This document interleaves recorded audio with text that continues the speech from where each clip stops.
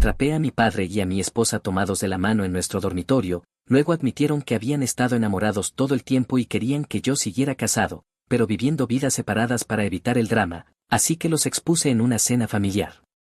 Salí del trabajo temprano porque el sistema se había caído y decía que estaríamos fuera de servicio el resto del día. Recuerdo haberme sentido inusualmente feliz mientras recogía comida para llevar de nuestro restaurante tailandés favorito, pensando que sorprendería a mi esposa con el almuerzo. Llevábamos 2 años casados y, aunque las cosas no siempre eran perfectas, pensaba que estábamos bien, nunca tuve ninguna razón para pensar lo contrario, pero en el momento en que entré en la entrada de la casa, algo se sintió mal.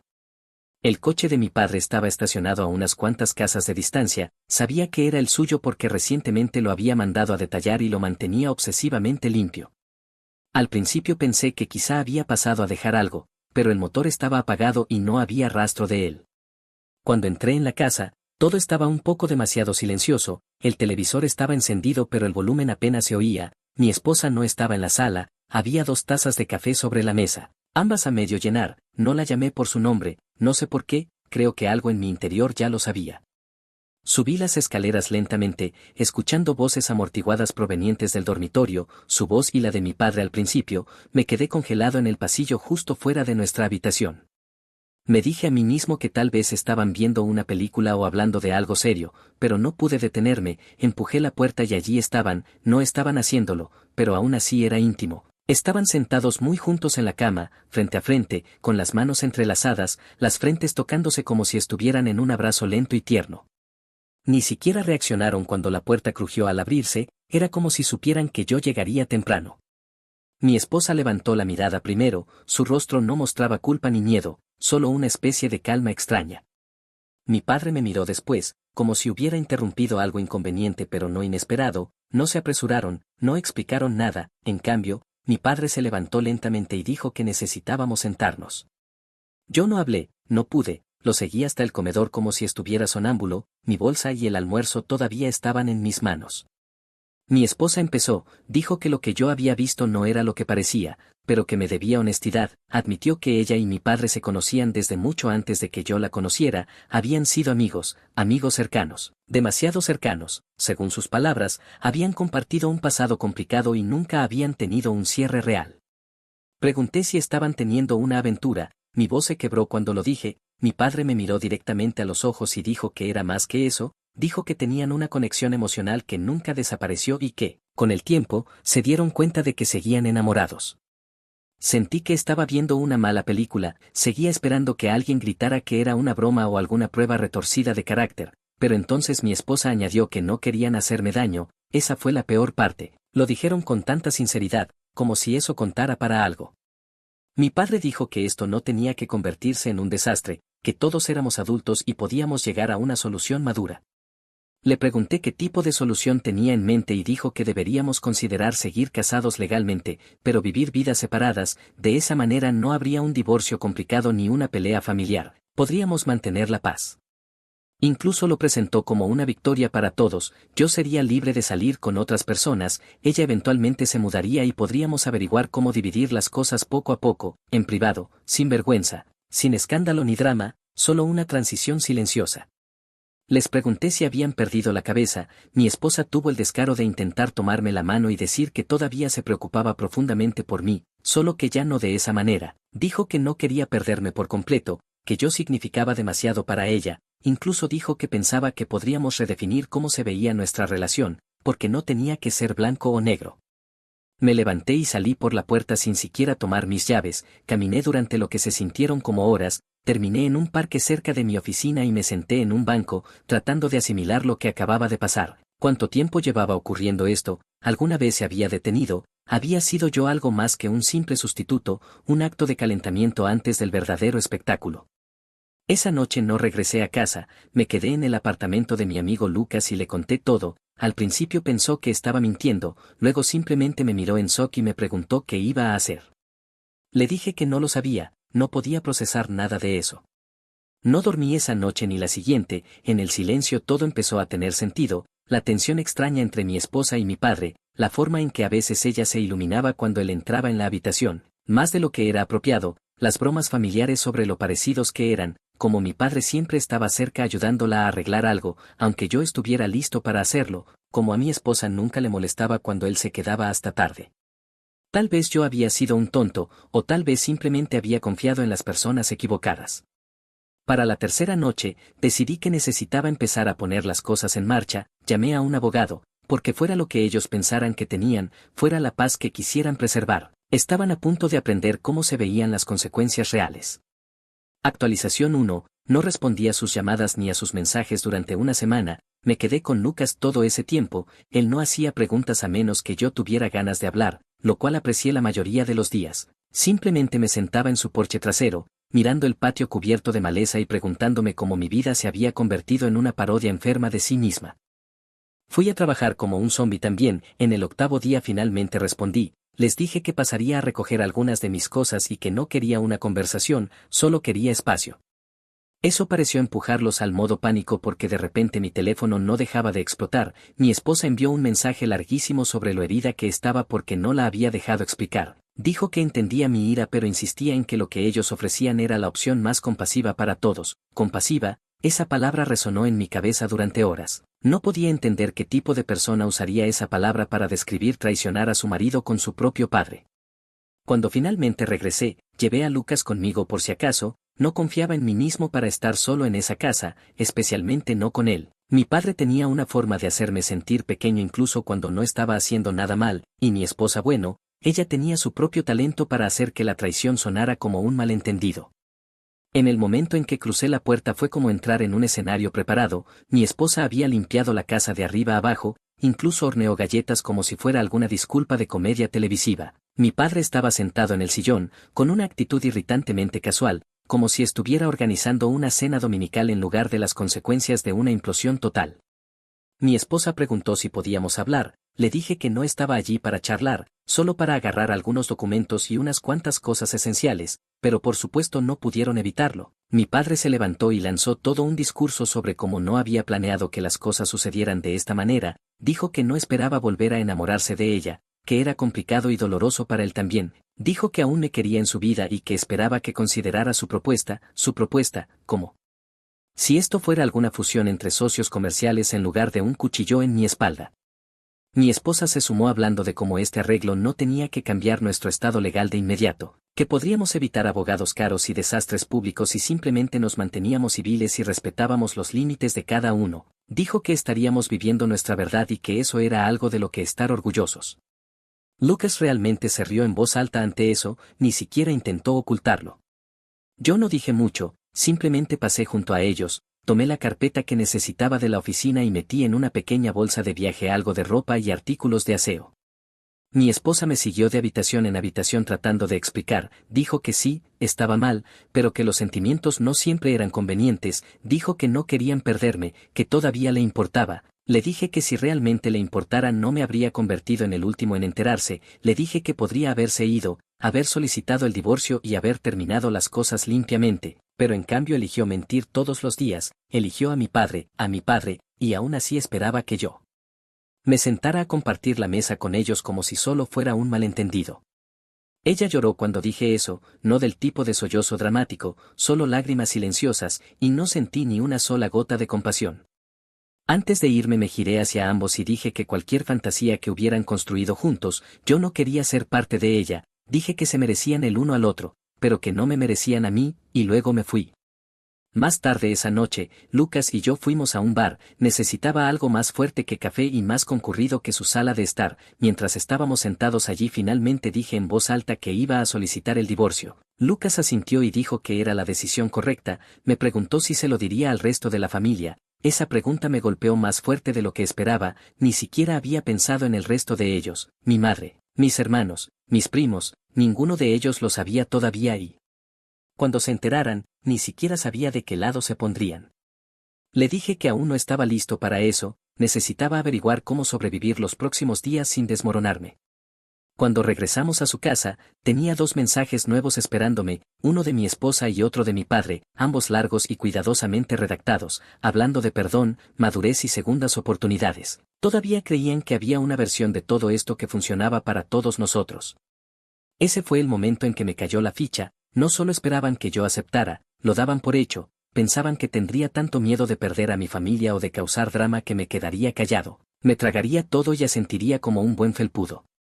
Miré esos mensajes hasta las 2 de la madrugada, luego abrí una respuesta en blanco y escribí exactamente una frase: ustedes hicieron su elección, ahora yo estoy haciendo la mía.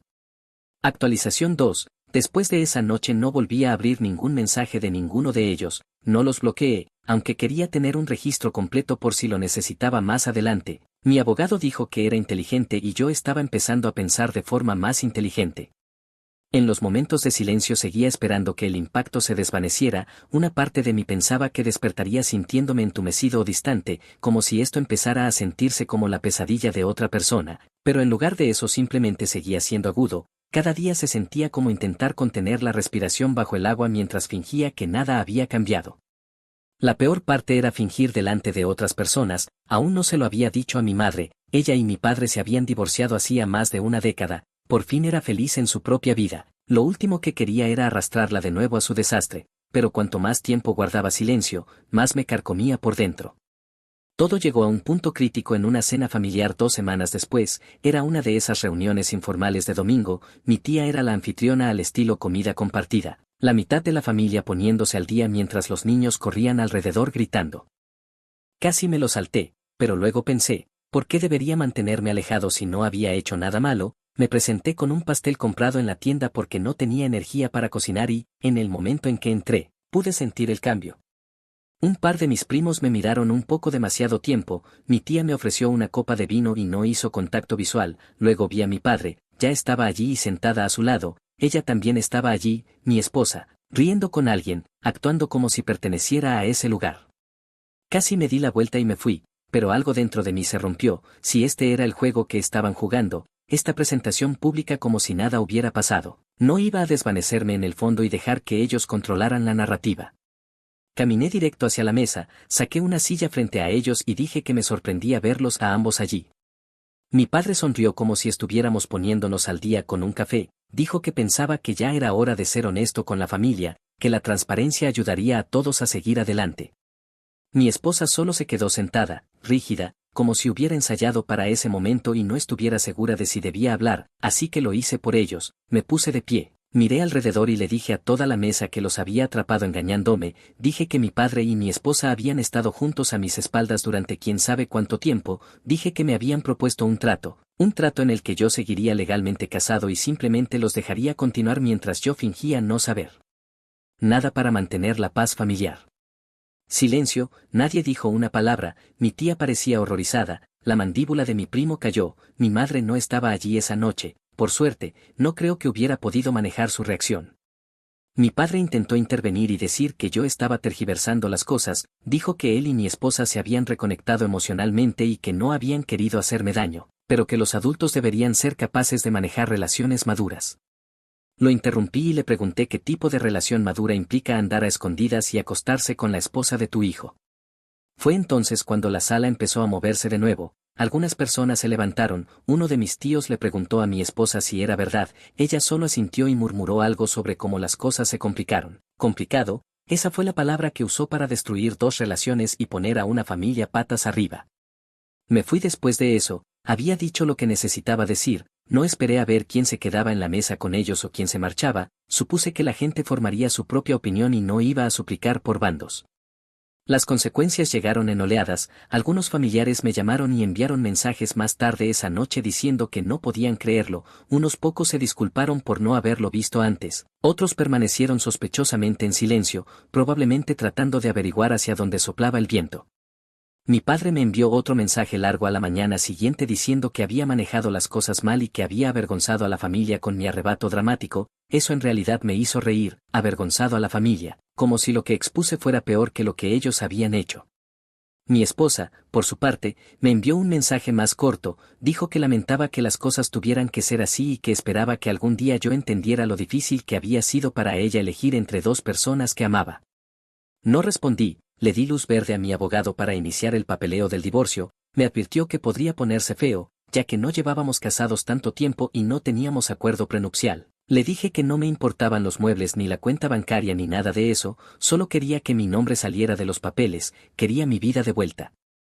Ese fin de semana hice un viaje largo hasta la costa, necesitaba un aire que no se sintiera contaminado. Caminé junto al agua hasta que se puso el sol y pensé en cómo me habían manipulado para creer que la paz valía sacrificarme a mí mismo, pero la paz no viene del silencio, viene de la verdad y, si decir la verdad me convierte en el villano de su historia, que así sea, ellos no eran héroes desde el principio. Actualización 3. En la semana posterior a esa cena mi teléfono no dejó de vibrar, algunos mensajes eran cortos, personas diciendo que estaban sorprendidas o arrepentidas, unos pocos venían de primos lejanos con los que no hablaba desde hacía años, de repente interesados en ofrecerme su versión de apoyo, pero la mayor parte de la familia permaneció en silencio y los que no lo hicieron tenían opiniones. Mi tío, que es el hermano de mi padre, uno de los más vocales, me envió un muro de texto diciendo que debería haber mantenido las cosas en privado. Dijo que todo el mundo tenía secretos y que sacar los trapos sucios en una reunión familiar era inmaduro, terminó diciendo que no quería elegir bandos, pero que yo lo había obligado. No me molesté en responder, que se quedara con su neutralidad, no estaba buscando una multitud detrás de mí, simplemente no iba a seguir la idea de que el silencio equivale a madurez. Lo que realmente me destrozó fue escuchar a mi madre, me llamó después de que uno de mis primos la pusiera al tanto, dijo que le hubiera gustado que se lo hubiera dicho directamente en lugar de enterarse por ellos, pero también dijo que no le sorprendía, dijo que había vivido con esa versión de mi padre durante décadas y había pasado años convenciéndose de que ella era la loca, no pidió detalles, solo dijo que me quería y que necesitaba cuidarme, esa llamada me ayudó más de lo que me di cuenta. En ese momento.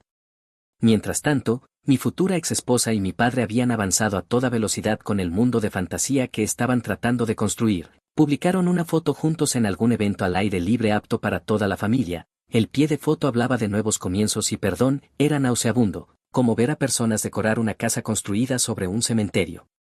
Sabía que estaban intentando controlar la narrativa, hacer parecer que ellos eran los fuertes, como si estuvieran superando la adversidad juntos. No me involucré, pero tampoco iba a dejar que reescribieran lo que pasó. Cuando finalmente le entregaron los papeles del divorcio, intentó llamarme, no contesté, luego me escribió diciendo que esperaba que pudiéramos hablar las cosas y tal vez pausar el proceso hasta que las emociones se enfriaran. Lo reenvié a mi abogado y le dije que siguiera adelante. Viví durante meses bajo un mismo techo donde ella fingía ser otra persona, alguien que se reía de mis bromas, que me besaba antes de dormir, que me llamaba su esposo, mientras probablemente se mensajeaba con mi padre a mis espaldas. Ese tipo de traición no se enfría, simplemente quema lo que todavía queda hablando dentro de ti. Ella siguió intentando, hubo más mensajes, un par de mensajes largos explicando cómo nunca quiso hacerme daño y que estuvo confundida durante mucho tiempo, pero que finalmente había seguido a su corazón. Dijo que sabía que esto era difícil para mí, pero que esperaba que algún día pudiera perdonarla. Ese fue el momento en que me di cuenta de lo profundamente que no lo entendía. Ella pensaba que esto era un triángulo amoroso, algún triste error emocional que podía atribuirse al momento, a la química o al destino. No veía la devastación absoluta que había quedado atrás, no solo la confianza rota, sino las dinámicas de poder, la manipulación, la forma en que intentaron arrinconarme para que aceptara su fantasía y así no tener que cargar con la culpa. No era una historia de amor, era una traición empapada de arrogancia. Por esa época mi padre también volvió a intentarlo, dejó un mensaje de voz diciendo que todavía quería encontrar una manera de seguir adelante, dijo que pasara lo que pasara, seguíamos siendo sangre y que se negaba a dejar que esto nos separara de forma permanente. Ignoré el mensaje sin escuchar hasta el final. Quiero ser claro, esto no iba de venganza, no estaba buscando destruir sus vidas ni exponerlos por deporte, solo quería dejar de fingir. Quería recuperar mi espacio en la familia sin tener que pegarme una sonrisa mientras me sentaba frente a dos personas que me habían arrojado debajo del autobús y luego actuaron como si yo tuviera que darles las gracias por ello. Y aún así, incluso después de todo, una parte de mí seguía esperando que apareciera la culpa, pensé que tal vez me sentiría mal por lo público que se volvió todo, por cómo mi decisión de hablar creó todas esas ondas, pero la culpa nunca llegó, no de la forma en que lo esperaba. Lo que sí llegó fueron momentos de paz, me despertaba y me daba cuenta de que no tenía que dudar de la forma en que mi esposa miraba su teléfono, no tenía que preguntarme por qué mi padre actuaba tan excesivamente involucrado en mi matrimonio, no tenía que cargar con el peso de intentar complacer a todos mientras me rompía la espalda. Una tarde me senté afuera de una cafetería con un amigo al que no veía desde hacía tiempo, me preguntó cómo estaba, de verdad, no del tipo de charla superficial, le dije la verdad, que algunos días eran feos, silenciosos y solitarios, pero que cada día también se sentía un poco más mío, dijo que eso sonaba a sanación, creo que tenía razón. Pero lo de sanar es que no siempre es elegante, a veces se parece a bloquear números, a veces suena como gritar contra una almohada, a veces significa borrar cada foto y empezar de nuevo, y a veces, más a menudo de lo que admitimos, sanar significa dejar que la gente piense que estás amargado solo para que finalmente puedas ser libre. Actualización 4. Pensé que lo peor ya había quedado atrás, ahora mismo me estoy quedando frente a la casa de Lucas, su vecino quería alquilarla, así que me vino perfecto. Volví del trabajo y había una carta pegada con cinta en la puerta principal, no enviada por correo ni deslizada por debajo, pegada como una amenaza que fingía ser una invitación. Era de mi padre, escribió que no esperaba que lo perdonara de la noche a la mañana, pero que esperaba que pudiéramos hablar como adultos. Dijo que él y mi ex estaban considerando un futuro juntos y querían hacerlo con mi bendición. Escribió que nunca serían verdaderamente felices si sabían que yo estaba ahí fuera todavía sufriendo, que necesitaban paz en la familia. La arrogancia de esa carta me erizó la piel, todavía se veía a sí mismo como el pacificador incluso después de lo que hizo. Todavía imaginaba todo esto como algún malentendido trágico que debía ser abrazado hasta someterlo. Me hizo darme cuenta de algo, no se sentía culpable, se sentía molesto, no estaba arrepentido de traicionarme, solo estaba cansado de que yo me negara a superarlo. No respondí, tiré la carta a la basura, pero no pude dejar de pensar en ella, qué clase de hombre engaña con la esposa de su hijo antes de la boda, durante el matrimonio y después de la separación, y luego tiene la audacia de pedir una bendición como si esto fuera una ceremonia religiosa y no una escena del crimen. La ira empezó a volver lentamente pero con seguridad, he estado tan concentrado en cortar lazos que ni siquiera me había permitido procesar lo retorcido que fue todo, la manipulación, el gaslighting. El descaro que tuvieron ambos de sentarme y sugerir que todos lo resolviéramos por el bien de la familia, no querían sanación, querían silencio. Pasó otra semana antes de que recibiera otro mensaje, esta vez de mi prima Julie, dijo que se había encontrado con mi padre y su nueva novia en un restaurante del centro, dijo que estaban riendo, tomados de la mano, actuando como una pareja de recién casados, mi padre la había presentado diciendo que simplemente estaban agradecidos de que todo hubiera salido bien al final, salido bien. Leí esas palabras 5 veces antes de poder siquiera moverme. Fue entonces cuando algo dentro de mí se quebró, no podía permitir que fueran por ahí actuando como si esto hubiera sido un accidente feliz. No iba a escribir una autobiografía ni empezar una guerra de publicaciones en redes sociales, pero no podía simplemente dejar que la narrativa fuera lo que ellos quisieran. Así que empecé a reunir todo lo que tenía, mensajes, fechas, fotos, esa horrible carta que él escribió, la había sacado de la basura, estaba creando un rastro en papel, algo que, si alguna vez se cuestionaba, pudiera respaldar la verdad, no porque quisiera arruinarlos, sino porque necesitaba saber que, si alguna persona más alguna vez me preguntaba, bueno, ¿estás seguro de que pasó así? Yo podría decir sí, sí estoy seguro, y aquí está el porqué. Fue por esa época que un amigo en común, un tipo del que no había sabido nada desde la boda, se puso en contacto para tomar un café. Dudé, pero dije que sí. Creo que solo quería escuchar a alguien decir algo normal por una vez, algo que no involucrara traición, segundas oportunidades o paz en la familia. Me preguntó cómo había estado y le conté la versión corta, no dijo mucho, solo asintió lentamente y luego dijo algo que nunca olvidaré, dijo que siempre había sabido que algo no estaba bien. El día de la boda vio a mi padre mirarla de una forma, no una mirada protectora ni siquiera orgullosa, algo posesivo, dijo que le dio escalofríos, pero ¿qué dices en una boda? Te convences de que lo imaginaste.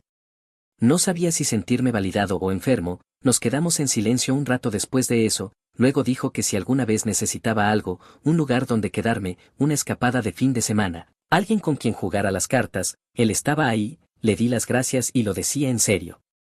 Aún así, para cuando llegué a casa esa noche, el peso de todo se vino abajo de golpe, no piensas que la traición va a romperte hasta que lo hace, te imaginas elevándote por encima de ello, alejándote con la cabeza en alto, convirtiéndote en la persona más grande, pero a veces ser la persona más grande se siente como ser la más sola en la habitación.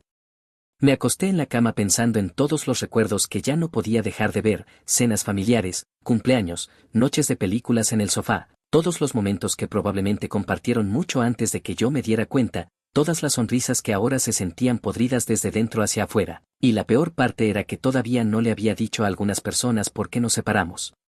Estaba tan acostumbrado a proteger a todos los demás de la incomodidad que olvidé protegerme a mí mismo de la carga de llevar toda la verdad en soledad, pero ya no, a la mañana siguiente redacté una carta, no pública, solo para familiares y amigos cercanos que merecían saber lo que realmente pasó. Les dije la verdad, no la versión adornada, no la dramatizada, solo la verdad. Dije que no le estaba pidiendo a nadie que eligiera bandos, pero que ya no iba a guardar silencio. Dije que no tenía nada que ocultar y que esperaba que, de ahora en adelante, la gente dejara de preguntarse por qué parecía tan distante últimamente. No la firmé con amargura ni me lancé a una diatriba, simplemente dije la verdad y presioné enviar. Actualización 5, habían pasado 3 meses desde que envié la carta explicándolo todo, 3 meses de silencio por parte de mi padre, 3 meses de estática total por parte de ella, 3 meses de cambios silenciosos en mi círculo mientras amigos, familia y conocidos se reorganizaban en función de lo que ahora sabían, algunos se comunicaron con incredulidad, algunos se disculparon por no haberlo notado, y otros desaparecieron por completo, incómodos con la verdad ahora sentada claramente frente a ellos, y honestamente no extrañé a ninguno de ellos. Lo que sí extrañé fue mi hogar, no el lugar que estaba alquilando ahora, aunque cumplía su función, sino la casa, la que compré hace 5 años, la en la que pasé mis fines de semana, un proyecto a la vez, la que tenía el jardín que planté, el patio que construí y las paredes que pinté con ella cuando todavía pensaba que el amor significaba algo permanente. Cuando me fui después de aquella noche, la noche en que me sentaron como si fuera una reunión familiar y no una traición total, ni siquiera había empacado una bolsa completa, simplemente salí sin confiar en mí mismo para mantener la calma si pasaba un minuto más dentro de ese espacio que una vez llamamos nuestro. Pensé que volvería por el resto una vez que el polvo se asentara, pero entonces me golpeó la realidad, era mi casa, comprada a mi nombre, con mi dinero, mi pago inicial, todo mío. La única razón por la que ella seguía viviendo allí cómodamente era porque yo no había reclamado la propiedad.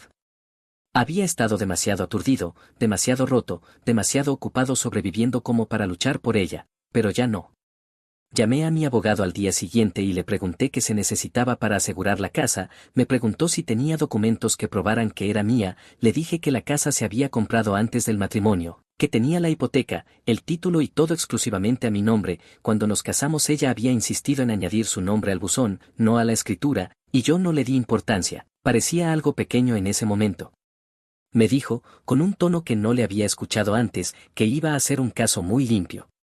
Ella intentó retrasarlo, por supuesto, envió a su abogado con preguntas, alegó angustia emocional, dijo que se había encariñado con la casa y que se sentía con derecho a la mitad de su valor. Mi abogado lo cerró rápidamente, no había zona gris, no había propiedad compartida, nada a su nombre, ningún pago hecho desde su cuenta. Fui más generoso de lo necesario, ofreciéndole 30 días para empacar e irse, no porque le debiera algo, sino porque no quería que armara una escena o destrozara el lugar por despecho. Le dije a través de su abogado que si faltaba algo en la casa o estaba dañado, lo perseguiría legalmente. Después de eso no respondió. Actualización 6, el divorcio tomó 6 meses en total, fue la parte más pacífica de todo este desastre, y cuando finalmente tuve esos papeles en mis manos, sellados, firmados, oficiales, simplemente me senté en mi coche, en la entrada de mi casa, y la miré fijamente, 2 años de mentiras deshechos en 12 páginas. Entré en esa casa por primera vez desde el día en que todo se vino abajo y al principio fue inquietante, como caminar dentro de un recuerdo que no sabía que había muerto, sus cosas ya no estaban, pero su aroma permanecía débilmente en el aire, había un vacío en el espacio ahora, pero lo recibí con agrado, significaba que podía llenarlo con algo real. Una semana después empecé a repintar las paredes, no porque lo necesitaran, sino porque yo lo necesitaba, cada pincelada se sentía como cerrar una puerta. Cada capa de pintura se sentía como prender fuego a una felicidad vieja y falsa. Vendí el sofá, compré una alfombra nueva, reemplacé las cortinas que a ella le gustaban por unas que yo realmente quería. Fue lento, pero era mío. Todavía no había hablado con mi padre ni con ella y no pensaba hacerlo. Supe por Julie, mi prima, que ya no estaban juntos. Al parecer a ella no le gustó la forma en que él la trató una vez que fueron oficiales. Al parecer la culpa que nunca me mostró a mí terminó alcanzándola a ella. Eventualmente dejé de importarme porque, incluso después de todo, yo seguía en pie.